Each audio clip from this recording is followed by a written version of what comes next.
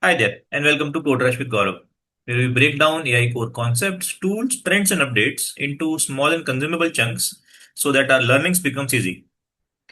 If you have built an AI app or AI agent back in 2003, 2024, or very recently if you are learning, you would have probably done the exact same thing that I did.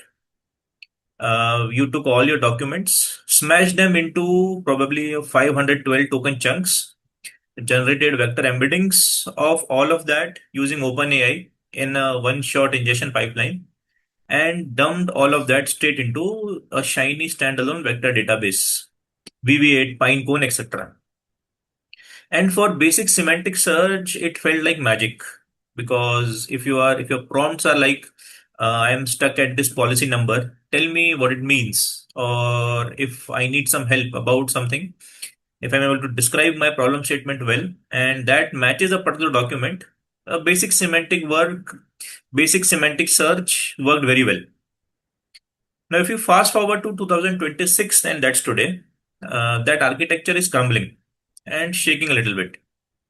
Let's see why is that. If you ever used your RAG pipeline and asked some multi-hop questions, like let's say, what was our total Q3 revenue compared to Q2? Imagine you have revenue spread across quarters and that is split across multiple documents. Summarize the main changes in our policy over last 3 years. Now, RAG has to get all the data across all the policy documents and do a differentiation in all of them. So you can see that it's a multi-hop RAG, and that classifies our pain. That is where vector search fails miserably, which is multi-hop reasoning. Today in this video, we're going to talk about four alternatives which you can use instead of vectorizing and using a vector RAG. These four alternatives are getting very popular these days, and the idea is to move on from vector databases. So let's dive in and let's get started. Today, we are talking about moving on from vector databases. In this video, we're dissecting the four major alternative paradigms that are replacing or redefining traditional vector RAG. 1. Extended context windows and context engineering, the vectorless approach. 2. GraphRAG and knowledge graphs. 3.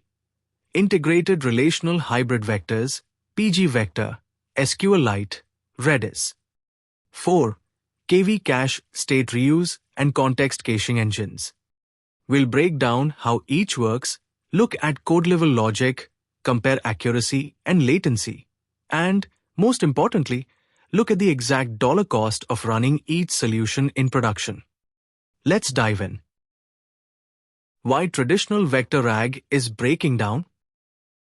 Before we talk about the replacements, let's understand why traditional vector databases are losing their monopoly. Traditional vector RAG relies on approximate nearest neighbor ANN search.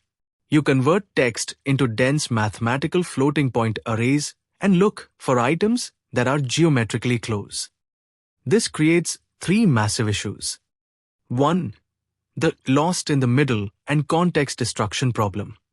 When you chunk a 50-page PDF into 500-word snippets, you destroy relationships. Chunk number 42 doesn't know that it refers to the project defined in chunk number 2.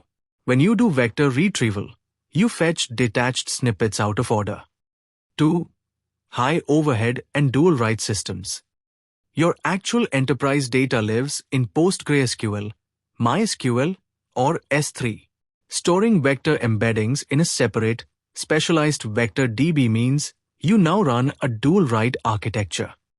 If a user updates their row in Postgres, you must asynchronously update the vector DB. When sync breaks, your AI hallucinates outdated facts. 3. Financial inefficiency. Paying per vector write, per index size, and for dedicated GPU RAM infrastructure for vector DBs, plus paying your LLM provider compounds quickly. So, what are developers building instead? Let's look at some alternatives. Alternative 1. Context stuffing and vectorless RAG. Alternative number 1 is vectorless RAG, powered by multi-million token context windows and advanced prompt engineering. With models capable of native to million to 10 million token context windows, why are we spending days tuning chunk sizes and overlap percentages? Instead of chunking and embedding, you maintain lightweight keyword BM25 indexes or page-level indexes, like page index. When a user asks a question, you pull entire raw files, PDFs, Markdown, full JSON logs, directly into the prompt and let the LLM's attention mechanism do the heavy lifting. Let us look at some pros of this approach. Unmatched accuracy on complex documents. Benchmarks like FinanceBench show vectorless approaches achieving up to 98% accuracy on complex financial reports compared to 50% with naive vector chunking. Zero infrastructure management. No vector databases, no embedding pipelines, no chunk tuning. And there are some cons of this approach as well. Latency.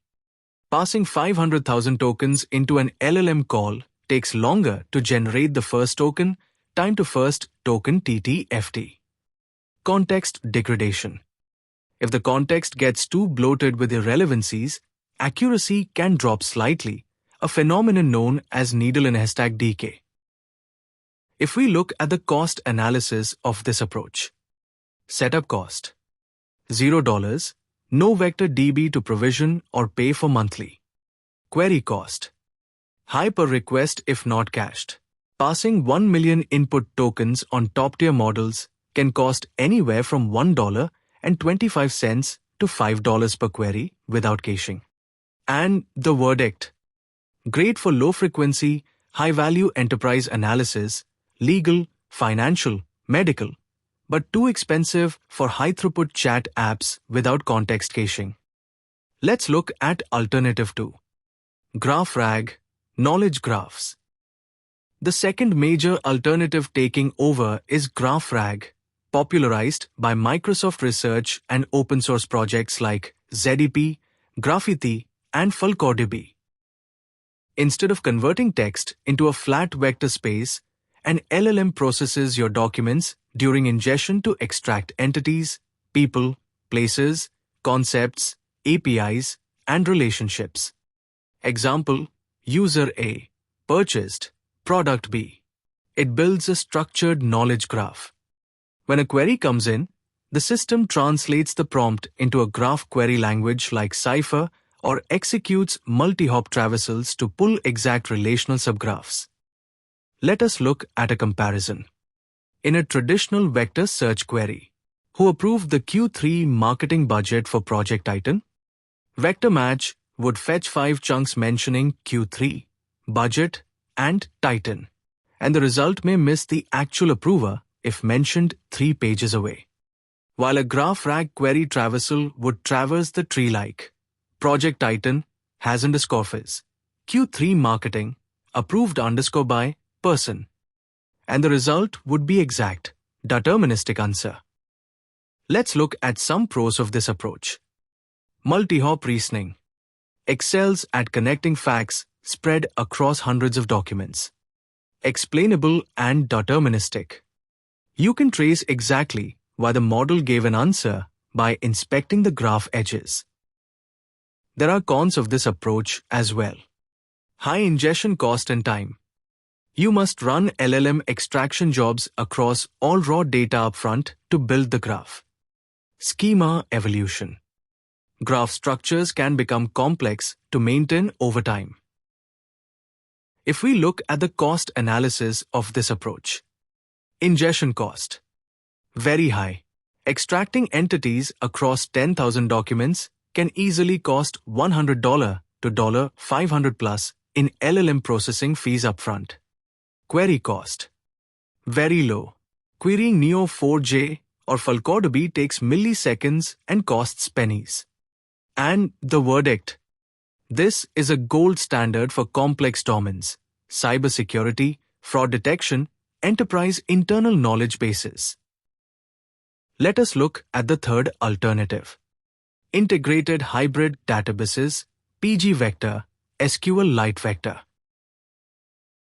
If you still need vector similarity search, Do you actually need a standalone specialized vector database like Pinecone, Milvus, or Qdrant? Option 3 is integrated vectors within traditional databases, most notably pgvector for PostgreSQL, SQLite-vec, and Redis search.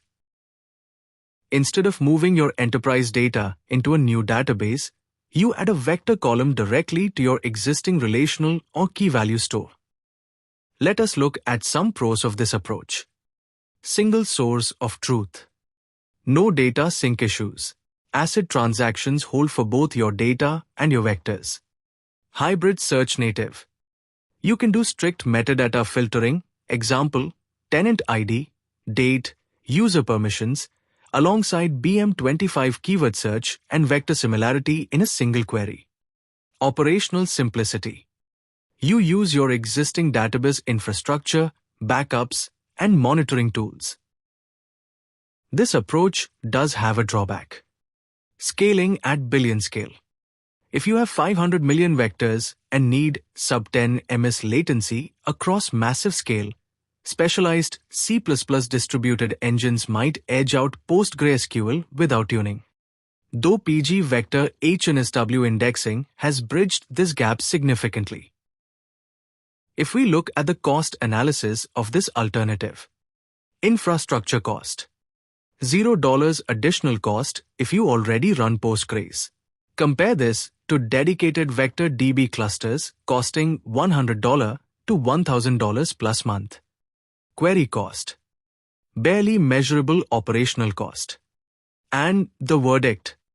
The practical choice for 90% of production apps today. Let us look at the fourth alternative. Prompt caching and KV cache state reuse. Finally, let me show you the tech that makes massive context-stuffed pipelines actually cheap. Prompt caching and KV cache management. When you pass a large context, say a 100-page API documentation file, into modern LLM providers, Anthropic, OpenAI, DeepSeek, Google, the model computes key value, KV, matrices for those tokens. With prompt caching, the provider catches those processed KV states on the server. When the next request comes in with the exact same prefix data, the LLM skips processing those tokens entirely.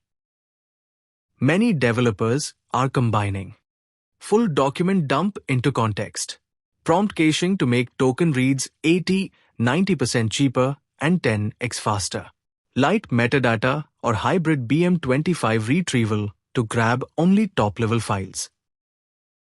Let's look at the cost comparison. Standard context stuffing, 1M tokens, would cost around $2.50 per query, while cached context stuffing, 1M tokens, would cost around 25 cents per query, up to 90% discount on cache tokens. Let's put all of this side by side so you can decide what to build for your next project. Here is what the architecture matrix looks like. This should help you choose an approach for your next project. You can pause the video here and take a better look. And that is it for this video. I hope you have enjoyed this one. If we take a summary of everything that we have seen so far in this video, are we saying vector databases are dead? Definitely not. But the era of treating a vector DB as a default requirement for every AI project or AI agent, I think that is officially over. So if you are building a new project today, the default choice would be Postgres and pgvector combination, or a SQLite-vector if you need basic search with metadata. You can use GraphRAG if you need deep entity reasoning, or you can also leverage context engineering and prompt caching if you are dealing with long and complex form of documents. Let me know in the comments what stack are you currently using for your RAG architecture. Are you still running standalone vector DBs, or have you made the switch? If you have found this video to be useful, hit like, subscribe for more such videos on vibe coding, software architecture, and AI development. I'll see you in the next video. Till then, have a good one. Bye bye.